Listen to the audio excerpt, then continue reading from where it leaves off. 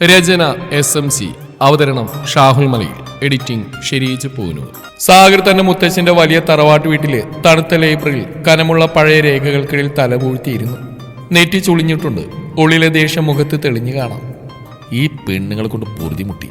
ഇവരെന്താ ഈ ലോകത്ത് നിന്ന് അപ്രത്യക്ഷമാകത്ത്? പതിയെ പെരുവിർത്തു. കോളേജ് പഠനകാലത്ത് ഒരു പെൺകുട്ടി സാഗറിനെ വഞ്ചിച്ചവന്റെ പണവും പ്രണയവും അപഹരിച്ചതിന് ശേഷം സ്ത്രീകൾ അവനൊരു അലർജിയായിരുന്നു. എന്തിനും ഏതിനും തീപ്പൊരി പോലെ ചൂടാവുന്ന സ്വഭാവം. അപ്പോഴാണ് അവന്റെ വക്കീലും വിശ്വസ്തനുമായ വിശ്വനാഥൻ മാമൻ നേരിയ പുഞ്ചിരിയോടെ മുറിയിലേക്ക് കടന്നു വന്നത്. സാഗർ മോനെ, ആ വിൽപ്പത്തതിൽ ചെറിയൊരു പ്രശ്നമുണ്ട്. വിശ്വനാഥൻ മാമൻ ഗൗരവത്തിൽ പറഞ്ഞു. സാഗർ തലയുയർത്തി. എന്തു പ്രശ്നം? അച്ഛൻ മരിച്ചതിന് ശേഷം ഈ സ്വത്തുക്കൾ തലവേദനയ്ക്കിപ്പോൾ താങ്ങാൻ വയ്യ മാമ. എത്രയും പെട്ടെന്ന് എല്ലാം എൻ്റെ പേരിലേക്ക് മാറ്റണം. അങ്ങനെ പെട്ടെന്ന് നടക്കില്ല മോനെ. മുത്തശ്ശനൊരു നിബന്ധന വെച്ചിട്ടുണ്ട്. നിബന്ധനയോ? എന്താ നിബന്ധന? സാഗറിന്റെ സ്വരം പതിയെ ഉയർന്നു. അതൊരു കൊടുങ്കാറ്റിന്റെ മുന്നറിയിപ്പ് പോലെയായിരുന്നു. വിശ്വനാഥൻ മാമൻ വിൽപത്രം തുറന്നു പിടിച്ചൊരു ഭാഗം വായിച്ചു. എന്റെ ഏകാനന്തരാവകാശിയായ സാഗർ 28-ാം വയസ്സിന് മുമ്പ് വിവാഹിതനാവണം. ശേഷം 6 മാസക്കാലം തന്റെ ഭാര്യയോടൊപ്പം ഈ തറവാട്ടിൽ സന്തോഷത്തോടെ ജീവിക്കണം. അതിനുശേഷം മാത്രമേ അവന് പൂർണ്ണ അവകാശം ലഭിക്കുകയുള്ളൂ. സാഗർ ഞെട്ടിത്തെരിച്ചു. കണ്ണുകൾ പുറത്തേക്ക് തള്ളി. വിവാഹോ? മാമ, നിങ്ങൾക്ക് അറിയുന്നല്ലേ എനിക്ക് പെണ്ണുങ്ങളെ തീരെ ഇഷ്ടമല്ലെന്ന്. കല്യാണം കഴിക്കില്ലെന്ന് ഞാൻ എത്ര തവണ പറഞ്ഞിട്ടുള്ള. മുത്തശ്ശൻ എന്തിനാ ഇങ്ങനെ ഒരു ആപ്പ് വെച്ച് എന്റെ ജീവിതം നശിപ്പിക്കാനോ? കസേരയിൽ നിന്ന് ചാടി എഴുന്നേറ്റ് മുറിയിൽ അങ്ങോട്ടും ഇങ്ങോട്ടും നടന്നു, ഭ്രാന്തെടുത്തവനെ പോലെ. അത് മുത്തശ്ശൻ്റെ ഒരു ആഗ്രഹമായിരുന്നു മോനെ. നീ ഒറ്റയ്ക്ക് ജീവിക്കുന്ന അദ്ദേഹത്തിന് ഇഷ്ടമായിരുന്നില്ല. ഒരു കുടുംബം വേണമെന്ന് അദ്ദേഹം എപ്പോഴും പറയായിരുന്നു. ഇനിയിപ്പോൾ എന്തു ചെയ്യും? വഴി അടഞ്ഞല്ലോ. ഇതൊന്നും നടക്കില്ല മാമ. ഞാൻ കല്യാണം കഴിക്കില്ല. എനിക്ക് ഈ സ്വത്ത് വേണ്ട. ഒരു സ്ത്രീ എന്റെ ജീവിതത്തിലേക്ക് വന്നാൽ ഈ വീട് യുദ്ധക്കളാവും. അതല്ലെങ്കിൽ ഒരു സൈലന്റ് ചേംബർ. എനിക്കതൊന്നും താങ്ങാൻ വയ്യ. സാഗർ കൈകൾ കൂട്ടിത്തിരുമ്മി. ഒരു വഴിയുണ്ട് മോനെ. ആരും അറിയാതെ ഒരു കരാറ് വിവാഹം, 6 മാസത്തേക്ക് മാത്രം. ആ സമയത്ത് സന്തോഷത്തോടെ ജീവിച്ചെന്ന് കാണിച്ചാൽ മാത്രം മതി. എന്നിട്ട് പിരിയാൻ. ഈ കോടിക്കണക്കിന് രൂപയുടെ സ്വത്ത് വെറുതെ കളയുന്ന ബുദ്ധിയല്ല. സാഗർ ഒരു നിമിഷം ആലോചിച്ചു. അവന്റെ ഉള്ളിലൊരു വെള്ളിടി വെട്ടി. കരാറോ? അങ്ങനെയാണെങ്കിൽ ആലോചിക്കാം. പക്ഷെ ആരും അറിയരുത്. എന്റെ പേരാരും കേൾക്കാൻ പാടില്ല. 6 മാസം. അതിനുശേഷം എനിക്ക് എന്റെ പഴയ സ്വസ്ഥമായ ജീവിതത്തിലേക്ക് മടങ്ങണം. ഒരു പെണ്ണിന്റെ ശല്യവും ഇല്ലാതെ. നഗരത്തിലെ ഒരു ചെറിയ ആശുപത്രിയിൽ നിവേദിത തന്റെ അനിയത്തിയുടെ ചികിത്സാ രേഖകളുമായി ഡോക്ടറെ കാണാൻ കാത്തു നിൽക്കുകയായിരുന്നു. അവളുടെ കണ്ണുകളിൽ ആശങ്കയുടെ നിഴലാട്ടം. അച്ഛൻ കുറച്ചുകാലം മുമ്പ് മരിച്ചു. അമ്മ കിടപ്പിലായി. അനിയത്തിക്ക് ഹൃദയ സംബന്ധമായ അസുഖമാണ്. വലിയൊരു തുക ഓപ്പറേഷന് ആവശ്യമാണ്. അവൾക്ക് എന്ത് ചെയ്യണമെന്ന് അറിയില്ലായിരുന്നു. അപ്പോഴാണ് വിശ്വനാഥൻ മാമന്റെ ഫോൺ വരുന്നത്, ഒരു രക്ഷകനെ പോലെ. നിവേദിത, ഒരു സഹായം വേണം. പറയും മാമ, എനിക്കെന്ത് ചെയ്യാനാവും? എനിക്കൊരു കുട്ടിയെ അറിയാം. സാമ്പത്തികമായിട്ട് നല്ല നിലയില്ല. പക്ഷെ ഒരു പ്രത്യേക സാഹചര്യത്തിൽ ഒരു കരാറ് വിവാഹം വേണം, 6 മാസത്തേക്ക്. അതിന് വലിയൊരു തുക പ്രതിഫലമായിട്ട് നൽകും. നിനക്ക് താല്പര്യമുണ്ടോ? നിവേദിതയുള്ളിൽ പ്രതീക്ഷയുടെ ഒരു തിരിതെളിഞ്ഞു. എനിക്ക് താല്പര്യമുണ്ട് മാമ. എനിക്ക് പണത്തിന് അത്യാവശ്യമാണ്. എൻ്റെ അനിയത്തിയുടെ ഓപ്പറേഷൻ. അവളുടെ സ്വരമിടറി. അതെനിക്കറിയാം മോളെ, നീ വിഷമിക്കണ്ട. എല്ലാം ഞാൻ നോക്കിക്കോളാം. പക്ഷെ ഒരു കാര്യം, ഈ വിവാഹം ഒരു കരാറാണ്. 6 മാസത്തിന് ശേഷം അവരവരുടെ വഴിക്കായിരിക്കും. അവന്റെ സ്വഭാവം അല്പം മോശ. പെണ്ണുങ്ങളോടൊട്ടും താല്പര്യമില്ലാത്തൊരു ദേഷ്യക്കാരനാണ്. നിവേദിത ആലോചിച്ചു. ദേഷ്യക്കാരനാണോ? എന്നാലും സാരില്ല അമ്മ. എൻ്റെ അനിയത്തിക്ക് വേണ്ടി ഞാൻ എന്തും സഹിക്കാൻ തയ്യാറാണ്. ഇതൊരു അഭിനയമായിട്ട് കണ്ടാൽ മതിയല്ലോ. എന്നാ ഒരു ദിവസം ഞാൻ നിനക്ക് അയാളുടെ വീട്ടിലേക്ക് പോകാനുള്ള സൗകര്യം ഒരുക്കാം. പരസ്പരം സംസാരിച്ചതിന് ശേഷം തീരുമാനിക്കാം. പിന്നീടൊരു ദിവസം നിവേദിത സാഗറിന്റെ വീട്ടിലെത്തി. നീയാണോ ആ പെണ്ണ്? സാഗർ പുച്ഛത്തോടെ ചോദിച്ചു. അവളെ ഒരു അന്യഗ്രഹ ജീവിയെ പോലെ അവൻ നോക്കി. എൻ്റെ പേര് നിവേദിത. അവൾ ശാന്തമായി എന്നാൽ നേരിയ കുസൃതിയോടെ പറഞ്ഞു. ഓ, പേര് കേട്ട്. ഞാൻ കാര്യം വ്യക്തമാക്കാം. ഇത് വേറൊരു കരാറാണ്, 6 മാസം. അതിനപ്പുറം ഒന്നും പ്രതീക്ഷിക്കരുത്. എൻ്റെ ഇഷ്ടാനിഷ്ടങ്ങൾക്കനുസരിച്ച് നീ ഇവിടെ ജീവിക്കണം. എൻ്റെ മറ്റു കാര്യങ്ങൾ തലയിടരുത്. എന്നെ ശല്യം ചെയ്യരുത്. മിണ്ടാതിരിക്കാൻ പഠിക്കണം, ഒരു പ്രതിമയെ പോലെ. അതെന്താ? ഞാൻ നിങ്ങളുടെ ഭാര്യയല്ലേ. ഭാര്യയ്ക്ക് ഭർത്താവിൻ്റെ കാര്യങ്ങൾ തലയിടാൻ പാടില്ലെന്ന് എവിടെയാണ് എഴുതി വെച്ചിരിക്കുന്നത്? വിൽപത്രത്തിൽ അങ്ങനെ വല്ലതും ഉണ്ടോ? നിവേദിത ചിരിച്ചുകൊണ്ട് ചോദിച്ചു. സാഗർ ഞെട്ടി. അവന്റെ കണ്ണുകൾ പുറത്തേക്ക് തള്ളി. നീ എന്നെ കളിയാക്കിയാണോ? എന്റെ മുമ്പിൽ നിന്ന് ചിരിക്കാൻ എനിക്ക് അതിന് ധൈര്യം വന്നു? ഇത് കോടതി മുറിയല്ല, എന്റെ വീടാണ്, സൈലൻസ് സോണാണ്. അയ്യോ, ചിരിക്കരുതെന്ന് കരാറിൽ ഉണ്ടായിരുന്നില്ലല്ലോ സാഗരേട്ടാ. ഞാൻ വിചാരിച്ചു നമുക്ക് പരസ്പരം കുറച്ച് തമാശകളൊക്കെ പറയാന്ന്. സന്തോഷത്തോടെ ജീവിക്കണമെന്ന് വിൽപ്പത്രത്തിലുണ്ടല്ലോ. തമാശ ഇല്ലാതെ എങ്ങനെയാ സന്തോഷിക്കുക? തമാശയോ? എനിക്കൊന്നും തമാശയല്ല. നീ എന്റെ ജീവിതത്തിൽ വരുന്ന ഒരു തമാശയായിട്ടാണ് ഞാൻ കാണുന്നത്. അതുകൊണ്ട് മര്യാദക്ക് നിന്നാ നിനക്കൊള്ളാം. അല്ലെങ്കിൽ ഈ വീട് നീ അറിയാത്തൊരു ഭീകര ലോകമായി മാറും. സാഗർ അലറി. അവന്റെ സ്വരമുറിയിൽ പ്രതിധ്വനിച്ചു. നിവേദിത പുഞ്ചിരിച്ചു. ശരി സാഗരേട്ടാ, ഞാൻ മര്യാദക്ക് നിന്നോളാം. അവളുടെ കണ്ണുകളിൽ കുസൃതി ഒളിഞ്ഞിരിപ്പുണ്ടായിരുന്നു. സാഗറിന് അതൊരു യുദ്ധപ്രഖ്യാപനം പോലെ തോന്നി. വിവാഹം നിശ്ചയിച്ചു. ചുരുക്കം ചില ആളുകളുടെ സാന്നിധ്യത്തിൽ ആ വിവാഹം നടന്നു. സാഗർ ഒരുതരം മരവിപ്പിലായിരുന്നു. മുഖത്ത് സന്തോഷത്തിന്റെ ഒരു പൊടി പോലും ഇല്ലാതെ. നിവേദിതയാവട്ടെ ഒരു നവവധുവിന്റെ നാണവും പുഞ്ചിരിയുമില്ലാതെ യാതൊരു ഭാവഭേദവുമില്ലാതെയും നിന്നു. ആ വിവാഹം ഒരു ബിസിനസ് മീറ്റിംഗ് പോലെയായിരുന്നു. യാതൊരു വികാരവുമില്ലാത്ത ഒന്ന്. വിവാഹശേഷം അവർ പുതിയ വീട്ടിലേക്ക് താമസം മാറ്റി. അവിടെ വഴക്കുകൾക്ക് അതോടെ തുടക്കമായി. രാവിലെ എഴുന്നേറ്റാൽ സാഗറിന്റെ ദേഷ്യം വകവെക്കാതെ നിവേദിത അവന്റെ അടുത്തേക്ക് പോകും.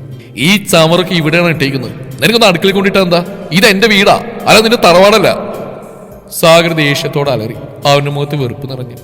അയ്യോ സാഗരേട്ടാ, ഞാൻ വിചാരിച്ചു സാഗരേട്ടത്തിനകം അത് അടുക്കളയിൽ കൊണ്ടിട്ടുണ്ടാവുമെന്ന്. സാഗരേട്ട നല്ലൊരു ഭർത്താവല്ലേ, വീട്ടുകാര്യങ്ങളൊക്കെ ശ്രദ്ധിക്കുന്ന ആളല്ലേ, ഒരു ഫെമിനിസ്റ്റ് ടച്ചുള്ള ആളല്ലേ. ഞാനോ? ഞാൻ ഭർത്താവോ? ഞാൻ വെറും കരാറ് ഭർത്താവാ. നീ നിന്റെ കാര്യം നോക്കി നടന്നാൽ മതി. എന്നെ കൊണ്ട് അടുക്കള പണി ചെയ്യിപ്പിക്കാൻ നോക്കണ്ട, അതും എന്റെ വീട്ടില്. അതിനെന്താ സാഗരേട്ടാ, കരാറാണെങ്കിലും ഭർത്താവായിട്ട് അഭിനയിക്കേണ്ടി വരില്ലോ. ഒരു ദിവസം ഈ ഡയലോഗ് കാണാതെ പഠിച്ചാൽ മതി, പിന്നെ എളുപ്പമാകും. ഓസ്കാർ കിട്ടാനും സാധ്യതയുണ്ടേ. നിവേദിത ചിരിച്ചു.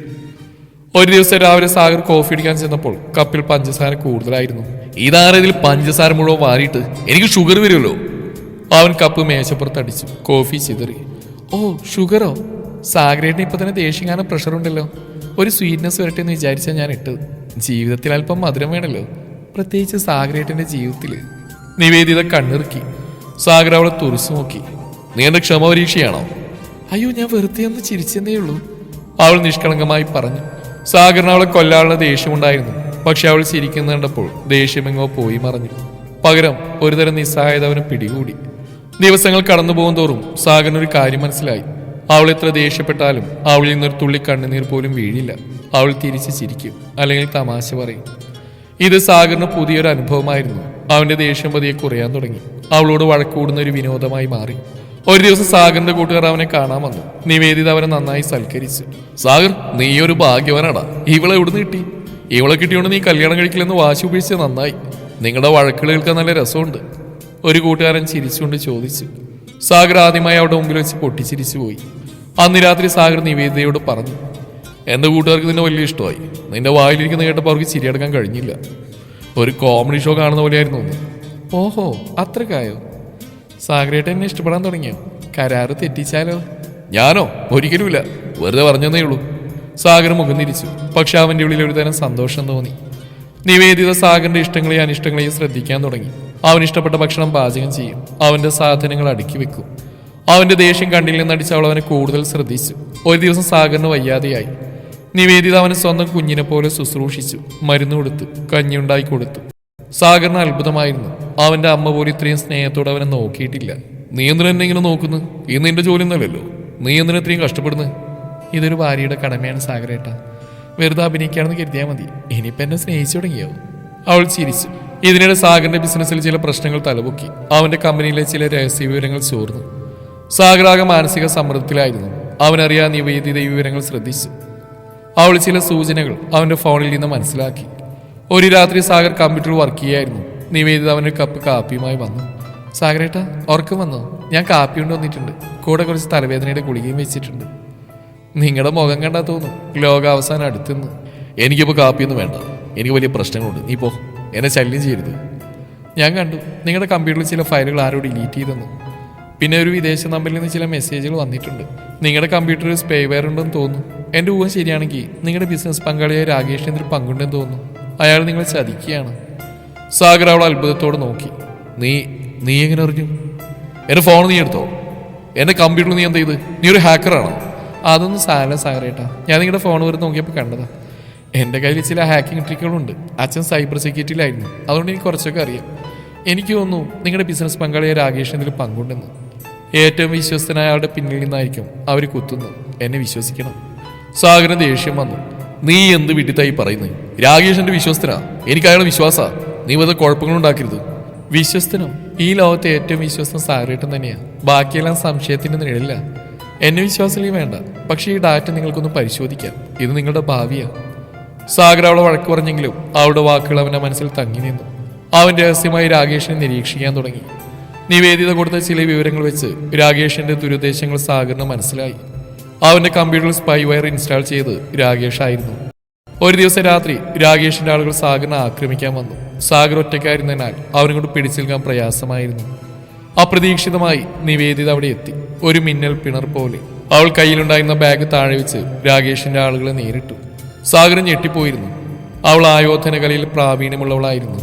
അവൾ ശത്രുക്കളെ നിലംപരിശാക്കി. നിനക്കിതൊക്കെ അറിയോ? സാഗർ അത്ഭുതത്തോടെ ചോദിച്ചു. അവന്റെ കണ്ണുകൾ വിടർന്നു. അതൊക്കെ പിന്നെ പറയാൻ സാഗരേട്ടാ, ഇപ്പൊ നമുക്ക് ഇവരെ കൈകാര്യം ചെയ്യാം. ഒരു കരാറുവാരിയായതുകൊണ്ട് ഞാൻ വെറുതെ ഇരിക്കില്ലല്ലോ. എന്റെ ഭർത്താവിന് തൊടാൻ ആരെയും അനുവദിക്കില്ല. അവൾ ശക്തമായി പ്രതികരിച്ചു. ഒരു ചവിട്ടിലൂടെ ഒരുവനെ നിലംപരിശാക്കി. രാകേഷിന്റെ ആളുകളെ തുരത്തി ഓടിച്ചതിന് ശേഷം സാഗർ അവളെ കെട്ടിപ്പിടിച്ചു. അവന്റെ കണ്ണുകൾ നിറഞ്ഞിരുന്നു. നിവേദിത, നീ എന്റെ ജീവൻ രക്ഷിച്ചു. നിങ്ങൾ എന്റെ ഭർത്താവിനെ സാഗരേട്ട, ഭർത്താവിനെ സംരക്ഷിക്കേണ്ടത് ഭാര്യയുടെ കടമയല്ലേ? ഇനിയിപ്പോൾ ഈ കരാർ കല്യാണം സീരിയസ് ആയി എടുക്കേണ്ടി വരില്ലോ. എന്റെ പ്രതിഫലം എനിക്ക് കിട്ടുമല്ലോ. അവൾ അവന്റെ കണ്ണുകളിലേക്ക് നോക്കി. ആ നിമിഷം സാഗറിന്റെ ഹൃദയത്തിലൊരു മാറ്റം സംഭവിച്ചു. സ്ത്രീകളെ വെറുത്തിരുന്നവൻ അവളിലൊരു സുഹൃത്തിനെയും കൂട്ടുകാരിയെയും ജീവിത പങ്കാളിയെയും കണ്ടു. അവൻ അവളെ സ്നേഹിക്കാൻ തുടങ്ങിയിരുന്നു. പിന്നീടുള്ള ദിവസങ്ങളിൽ നിവേദിത സാഗറിന്റെ ബിസിനസ് പ്രശ്നങ്ങളിൽ സഹായിച്ചു. അവളുടെ ബുദ്ധിയും വിവേകവും സാഗറിന് വലിയ സഹായമായി. ഒരുമിച്ച് പ്രവർത്തിച്ചപ്പോൾ അവർ കൂടുതൽ അടുത്തു. സാഗറിന്റെ ദേഷ്യം കുറഞ്ഞു. അവന്റെ മുഖത്ത് ചിരി തെളിഞ്ഞു. നിവേദിതയുടെ മുന്നിൽ അവനൊരു സാധാരണ മനുഷ്യനായി മാറി. വഴക്കൂടാതെ ഒരു ദിവസം അവർ കടന്നുപോയിട്ടില്ല. പക്ഷേ ആ വഴക്കുകളിൽ സ്നേഹത്തിന്റെ മധുരം കലർന്നിരുന്നു. 6 മാസത്തെ കരാർ അവസാനിക്കാറായി. സാഗറിന്റെ മനസ്സിൽ ആദിയായി. അവൾ പോയാൽ തന്റെ ജീവിതം എങ്ങനെയായിരിക്കും? അവന്റെ തറവാട് സ്വത്ത് അവകാശപ്പെടാൻ കഴിയുമായിരുന്നു. പക്ഷെ അവനത് വേണ്ടായിരുന്നു. നിവേദിതയില്ലാത്തൊരു ജീവിതം അവന് ചിന്തിക്കാൻ പോലും കഴിഞ്ഞില്ല. ഒരു ദിവസം സാഗർ നിവേദിതയോട് പറഞ്ഞു, നിവേദിത, ഈ കരാറ് നമുക്കിത് റദ്ദാക്കിയാലോ? നിവേദിത അവനെ നോക്കി. അവളുടെ കണ്ണുകളിൽ സങ്കടം നെള്ളിച്ചു. വേണ്ട സാഗരേട്ടാ, നമ്മൾ കരാർ ചെയ്തല്ലേ, ഇത് ലംഘിക്കുന്നത് ശരിയല്ല. എനിക്ക് എന്റെ പ്രതിഫലം വേണം. അനിയത്തിക്ക് ഓപ്പറേഷൻ ഉണ്ട്. അതല്ലടി മണ്ടി. സാഗർ അവളുടെ കൈകൾ പിടിച്ചു. ഈ കരാറ് ഇത് ജീവിതകാലം മുഴുവൻ വേണ്ടെന്നാ ചോദിച്ചത്. എനിക്ക് വേണം നിവേദിത. നിന്റെ വഴക്കുകളും ചിരിയും തമാശകളും ഇല്ലാത്തൊരു ജീവിതം എനിക്ക് വേണ്ട. നിന്റെ പ്രതിഫലം ഞാൻ എല്ലാ ദിവസവും തന്നോളാം. നിവേദിതയുടെ കണ്ണുകൾ നിറഞ്ഞു. അവൾ അവനെ കെട്ടിപ്പിടിച്ചു. ഞാൻ വിചാരിച്ചു സാഗരേട്ടനെ ഒഴിവാക്കാൻ പോവാണെന്ന്. എന്റെ അനിയത്തിയുടെ ഓപ്പറേഷൻ എന്ത് ചെയ്യുന്ന ഞാൻ പേടിച്ചു. സാഗർ അവിടെ നെറുകയിൽ തലോടി. നിന്നെ ഒഴിവാക്കാതെ എന്റെ ദേഷ്യം കാരണം ഞാൻ ആരെയും സ്നേഹിക്കില്ലെന്ന് വിചാരിച്ച. പക്ഷെ നീ എന്നെ മാറ്റി.